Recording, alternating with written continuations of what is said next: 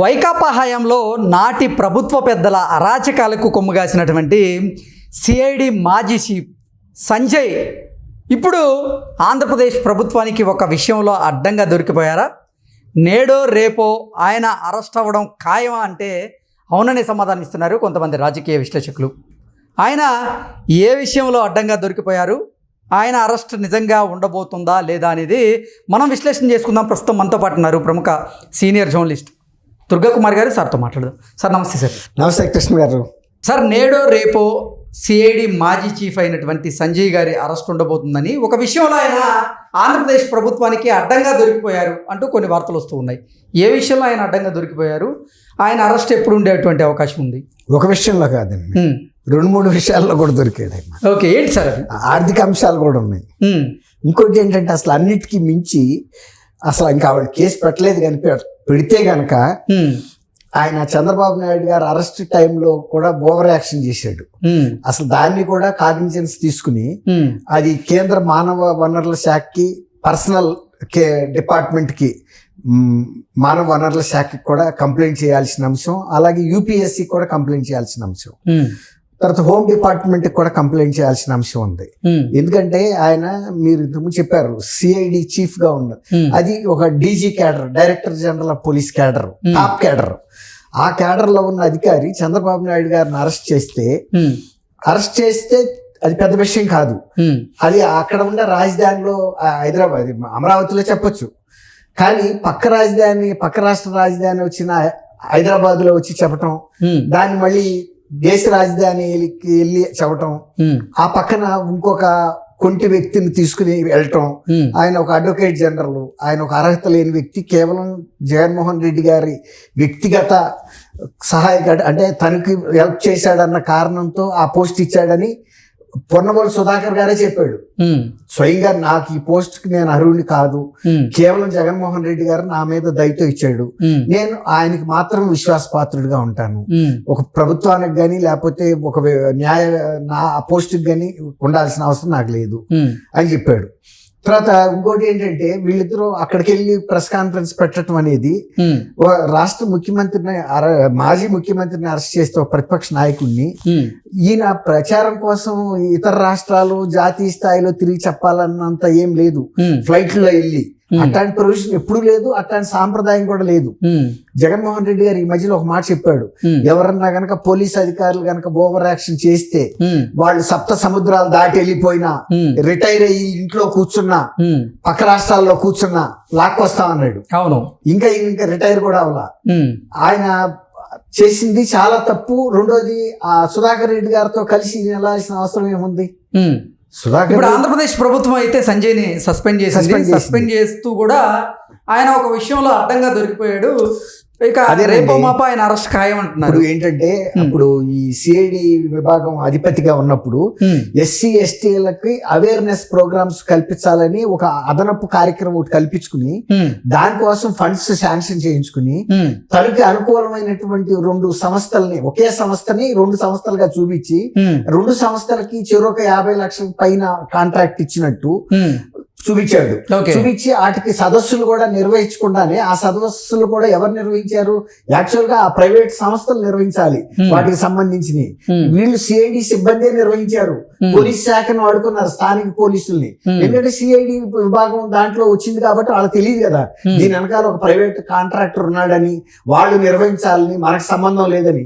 ఇది ప్రభుత్వం చేస్తున్న కార్యక్రమంగా భావించారు వాళ్ళు. ఎప్పుడైతే సిఐడి అధికారులు, సిఐడి సిబ్బంది వీళ్ళు అక్కడ ఏర్పాట్లు చేస్తుంటే, స్థానిక సంస్థల్లో స్థానిక పోలీసులు వచ్చారంటే ఏ విధమైన హంగైనా చేయగలరు కదా. సపోజ్ ఏదైనా ఆడిటోరియం ఉంది, ఫ్రీగా బుక్ చేయగలరు. అట్లాగే ప్రతిదీ ఫ్రీగా చేయించుకున్నారు. కానీ ఈయన ఏం చేశాడు? ప్రతిదీ కూడా వేరే సంస్థ నిర్వహించినట్టు ఆ సంస్థ ద్వారా బిల్లులు పెట్టుకుని విత్ ఇన్ 1 వీక్ లో 20 days లోపల మొత్తం అంతా కూడా 1,19,00,000 రూపాయల బిల్లులు రీచ్ చేశారు. అసలు ఏమి చేయలా. వీళ్ళు డిపార్ట్మెంట్ ద్వారా ఖర్చు పెట్టింది 3,19,000 రూపాయలు. దానికి 1,19,00,000 రూపాయల బిల్లులు లేపేశారు.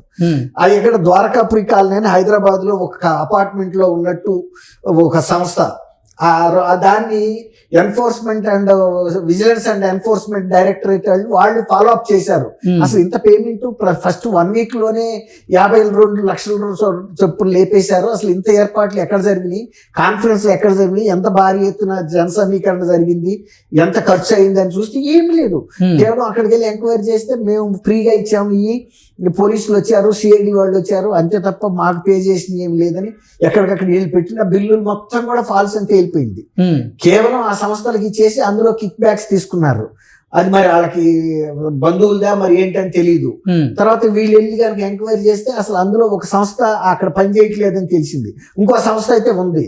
అంటే ఆ సంస్థ పేరు మీద ఒక షాడోగా ఇంకొక సంస్థను కూడా క్రియేట్ చేసి వీళ్ళిద్దరితోనే టెండర్ వేయించి L1 and L2 first lowest ఆయన, సెకండ్ లోయెస్ట్ ఈయన, ఒకేసారి ఒకే సంస్థకి ఇస్తే 1,18,00,000 ఆడిటింగ్ లో ఇబ్బందులు వస్తాయని చెప్పి 2 డివిజన్ చేసి ఇచ్చాడు. క్లియర్ గా అర్థమైపోతుంది కదా. విజిలెన్స్ అండ్ ఎన్ఫోర్స్మెంట్ వాళ్ళు రిపోర్ట్ ఇచ్చారు క్లియర్ గా. తర్వాత వాళ్ళు ఎంక్వైరీ చేశారు, వెళ్ళి ఫీల్డ్ లో ఎంక్వైరీ చేశారు. కేవలం ఇది ఏమి చేయకుండానే లేపేశారనేది అర్థమైంది ఎంక్వైరీలో. తర్వాత ఈయన మళ్ళీ డైరెక్టర్ జనరల్ ఆఫ్ ఫైర్ దీంట్లో కూడా పనిచేశాడు. అప్పుడు ఏం చేశారు, ఎన్ఓసి సంబంధించి సర్టిఫికెట్లు ఇవ్వటం కోసం ఒక దీన్ని పోర్టల్ డెవలప్ చేయమని ఒక కాంట్రాక్ట్ ఇచ్చారు మళ్ళీ ఇదే సంస్థలో. ఈ సంస్థల ద్వారా ఎన్ఓసి అంటే అగ్నిమాపక సంస్థలో చేసినప్పుడు కూడా ఇదే సంస్థకి ఇచ్చాడు కాంట్రాక్ట్, సిఐడి చీఫ్ గా చేసినప్పుడు కూడా ఇదే సంస్థకి ఇచ్చాడు. ఇదే సంస్థలకి ఇచ్చాడు. ఓకే, అంటే ప్రభుత్వానికి సంబంధించినటువంటి నిధులను బదలాయించాడు. రెండోది ఏంటంటే అది ఆన్లైన్ లో పోర్టల్లో ఏంటంటే ఎన్ఓసి తీసుకోవడానికి కావాల్సిన ఒక వెబ్సైట్ డెవలప్ చేయాలన్నమాట. అక్కడ కూడా డబ్బులు మిస్ చేశాడు. 2 సార్లు వాళ్ళే చేస్తారా లేకపోతే ఎందుకు? తర్వాత ఇవన్నీ కూడా అక్కడ ఎంత మోసం జరిగిందో ఇక్కడ కూడా అంతే జరిగింది. ఇన్ని మోసాలు చేసిన వ్యక్తి ఒక ప్రతిపక్ష నాయకుడిగా ఉన్న చంద్రబాబు నాయుడు గారి మీద వెళ్ళి ఢిల్లీ రాగా వెళ్ళి ప్రచారం చేసి వచ్చాయంటే ఫస్ట్ నువ్వు చేసిన అవినీతి ఏంటి?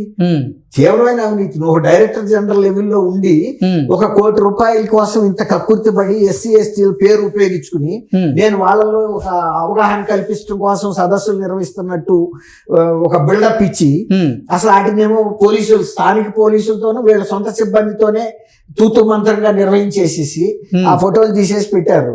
ఇందులో ప్రైవేటు సంస్థలు ఇన్వాల్వ్ అవ్వలేదు, వాళ్ళు ఖర్చు పెట్టలేదు, ఏం లేదు. వాళ్ళు ముందే బిల్లులు కూడా పెట్టేశారు.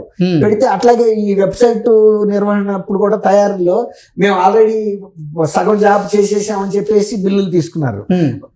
డిపార్ట్మెంట్ లో అబ్జెక్షన్ వచ్చింది, ఎక్కడ ఏమి ఇవ్వలేదు కదండి, వీళ్ళు ఎట్లా బిల్లులు ఇవ్వాలి, అవన్నీ మీకు అనవసరం, బిల్లు పాస్ చేయండి అని చెప్పేసి బలవంతంగా 2 సంస్థలకి హెల్ప్ చేసినట్టుగా క్లియర్ గా కనపడుతుంది.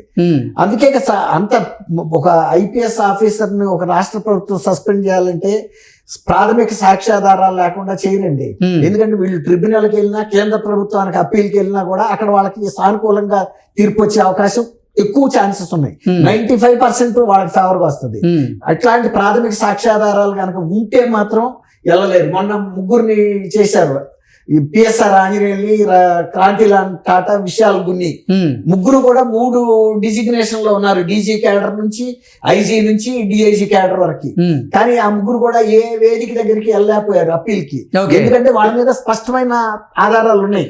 సార్, ఈ విషయాల్లో ఇప్పుడు సంజయ్ రేపో మాపో అరెస్ట్ అవ్వడం ఖాయమంటారా? ఖచ్చితంగా. ఇప్పుడు ఒక మాజీ ముఖ్యమంత్రిని అరెస్ట్ చేసినప్పుడు నువ్వు ఐపీఎస్ అధికారిగా ఉండి, అఖిల భారత స్థాయి అధికారి అయి ఉండి, ఇంత క్లియర్ ఎవిడెన్స్ తో దొరికిన తర్వాత ఖచ్చితంగా అరెస్ట్ చేస్తారు, ప్రాసిక్యూట్ చేస్తారు, అవసరమైతే డిస్మిస్ కూడా అవుతారు సర్వీస్ నుంచి. ఎందుకంటే నిధుల దుర్వినియోగాన్ని ఏ ప్రభుత్వం అయినా సీరియస్ గా తీసుకుంటుంది.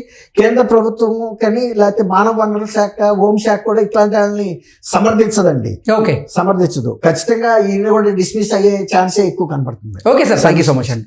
థ్యాంక్ యూ కృష్ణ గారు.